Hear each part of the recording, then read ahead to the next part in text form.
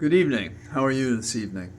Well, it was raining and it was dark by the time I was free from my chores, that is, on behalf of my clients. So we are instead standing and talking.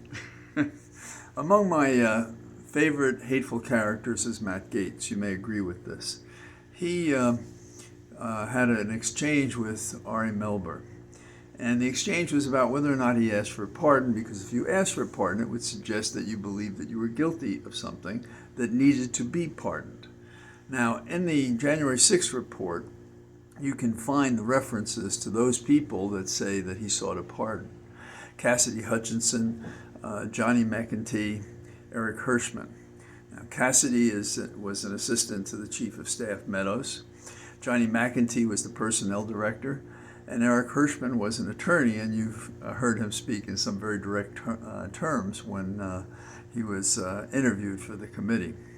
Each of them discussed conversations or communications with Matt Gaetz in which he was seeking a blanket pardon at one point for all the members of Congress who objected to the electoral votes, so that guilt spills itself for fear of being spilled. Shakespeare.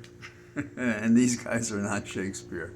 And Matt Gaetz, when you look at him, if you remember it or look at him the next time, he has this, like he put axle grease in his hair, and it's in a big bouffant up front. And I don't know if it was in the 50s that as a kid I saw this, but I guess he's retro in his criminality, in my opinion. And each of the denials, it was interesting to watch his face. It's like it's the reverse of Dorian Gray. Now, it all happens to all of us, our face ages and so forth. Well, his looks like it's developing channels of duplicity and deception. So during this interview with Ari, and I'm sure he's having it elsewhere, he's trying to say, well, Hutchinson's, she's a liar.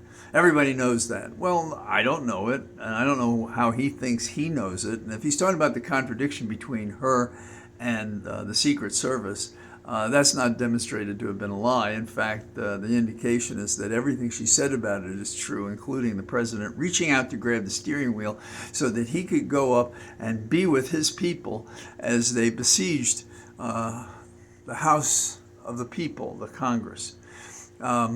So it's a fascinating thing how willing and easily they lie. I guess it's sort of in the tradition of the unsaintly Santos, who now has taken a step back from his committee assignments, I'm sure, nudged and pushed off the cliff by Speaker McCarthy, who wants to have it both ways. Stand by him, keep the seat, and hopefully, I guess he thinks by diminishing the profile of Santos, he'll be able to maintain that extra seat that he needs. I have my doubts that's going to work. It appears that somebody woke up some people in some hallway in the Justice Department, and I think Santos, somebody's probably said, well, this looks like an easy one. We could probably handle this one. And then it won't affect Trump, so yeah, let's go for it. Talking about Trump decided to take the Fifth in connection with the Fifth Amendment, the right to remain silent if it might tend to incriminate you. Now, I've dealt with this a lot of time on both sides of the fence as a prosecutor and a defense counsel, and my position has always been the same. You have a right to invoke the Fifth Amendment, particularly in a criminal investigation. It doesn't mean you're guilty. It does mean I'm just not going to help you make a case against me.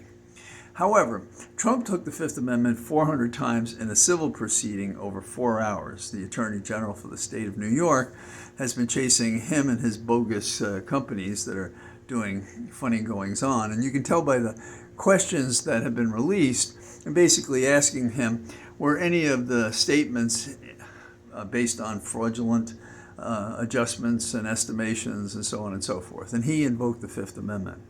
Now, in a criminal case, none of this would be admitted. But in a civil case, if a person takes the Fifth Amendment, you're allowed to put it into evidence, and it is a presumption that they are hiding something. And that's a permissible presumption. So that would be helpful at the civil trial that the state AG is running. So that's kind of exciting. I like this news today. And the Republican National Committee, get this, is going to create election integrity sections in every state. And these are to be sure we have fair elections. Go Ronna McDaniel, who's the chair of the Republican National Committee. Makes sense, doesn't it? Returning to the question of how McCarthy runs his shop, McCarthy apparently made side deals with a whole bunch of people, and they're on paper, or they were, and they're typed, or they're not, and they're secret, and they're available, or they're destroyed. And Getz, of all people who thought they were so terrific, he says, well, I don't know where it is. It's disappeared. So much for transparency in how they conduct their business. With that, I think those are there are a lot of other stories. There is the story, of course, about the water shortage out west and how California is the only state that's prepared to sign on a diminution of the amount of water that they use.